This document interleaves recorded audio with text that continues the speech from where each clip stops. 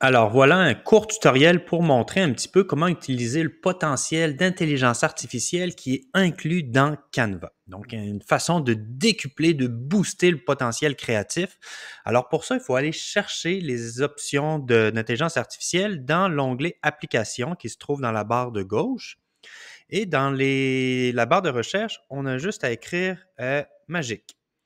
On tombe sur cette icône-là qui propose en fait différents médias magiques. Il y a l'image et il y a même la possibilité de générer des vidéos avec l'intelligence artificielle, mais pour aujourd'hui, on va se concentrer sur l'image. Donc, on a notre description à écrire et c'est ensuite l'IA qui va travailler suite à cette description-là pour faire l'image vraiment la plus précise par rapport à ce que vous voulez. Alors, par exemple, si je mets un chat avec une banane, je vais choisir le format, donc carré, paysage ou portrait. Par exemple, si moi je prends un format carré, et je peux choisir aussi le style. Alors moi, comme je fais, je sais pas, un manga, tiens, mais je vais choisir le style manga. Je clique sur Générer.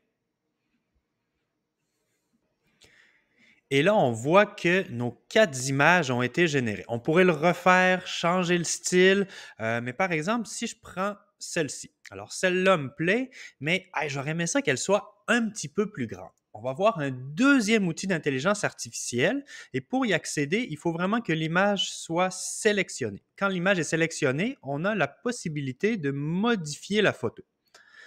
Et là, on tombe sur d'autres options du studio magique. Et nous, ce qui nous intéresse, c'est l'option avec la coccinelle qui est l'agrandissement magique. Donc, l'intelligence artificielle va être capable d'agrandir votre image dans le format voulu de façon assez intéressante. Alors, par exemple, je la veux finalement en 16:9. J'aimerais ça qu'il m'agrandisse l'image de cette façon-là. Donc, on clique sur agrandissement magique et là, l'intelligence artificielle va travailler et vous faire 4 propositions. Parfois, c'est un petit peu bizarre ce qui sort, forcément, mais d'habitude, on arrive avec un résultat assez intéressant. Donc, voyez-vous, ici, il m'a rajouté une espèce de petit chat. Ici, il fait un drôle de choix. Donc, par exemple, si moi, je me dis, tiens, j'aime ça, moi, la petite tête de chat qui arrive ici. Donc, voilà. Donc, voyez-vous, à partir d'une image qu'on a générée, on peut en plus de ça l'agrandir. Et on pourrait le faire une autre fois, dire on part de cette image-là et cette fois, je veux que tu me l'agrandisses en hauteur. Donc, on pourrait faire ça autant de fois qu'on veut. Deuxième chose qui est vraiment géniale par rapport à la suite magique de Canva, c'est qu'on peut modifier la photo. Dans mon histoire ou pour mon élève, pour l'enfant avec lequel je travaille, il y avait le goût que son chat ait les yeux rouges, par exemple. Alors, on peut utiliser une autre application. Encore une fois, on choisit l'image, on retourne dans modifier la photo et là, on va aller dans édition magique. Alors, la première chose, quand on est dans édition magique, c'est de choisir sur quelle zone l'intelligence artificielle va se concentrer. Alors, par exemple, moi, je vais dire les yeux ici. Hop. L'autre œil ici. Après, on peut faire continuer. Et là, il va nous dire quelle modification tu veux. Alors, je vais écrire les yeux rouges. On génère et là, il va travailler avec notre requête pour garder notre image, mais changer seulement le mauve que j'ai placé.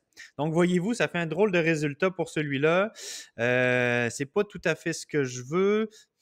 Alors là, je pourrais essayer de générer des nouveaux résultats.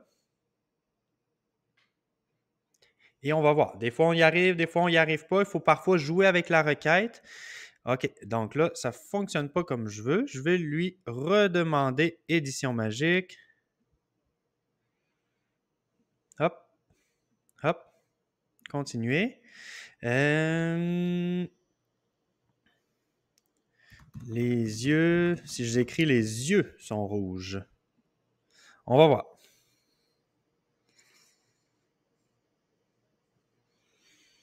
Alors, ça demande parfois quelques essais-erreurs. Il faut parfois améliorer notre requête. Ah, alors voyez-vous, là, j'ai été un peu plus directif.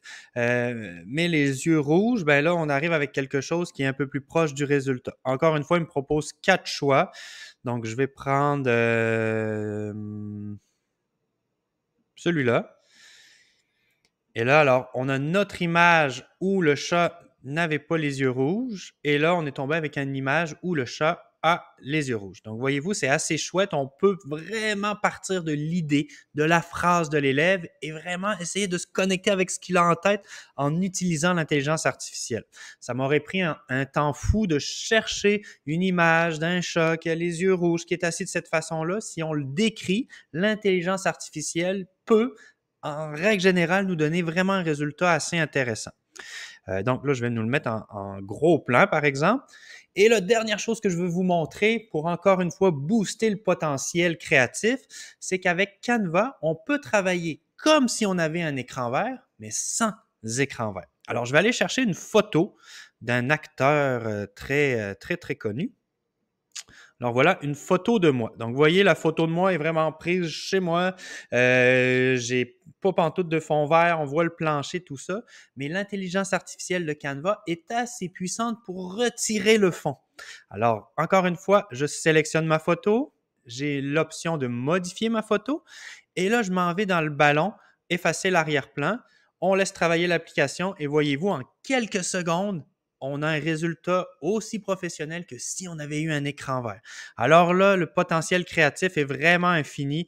Tiens, je pourrais me mettre sur ma banane et voilà, une image géniale pour faire discuter les élèves, pour faire des blagues à vos élèves, faire des cartes postales personnalisées pour faire des bases d'histoire, illustrer les histoires avec l'élève, avec le protagoniste à l'intérieur.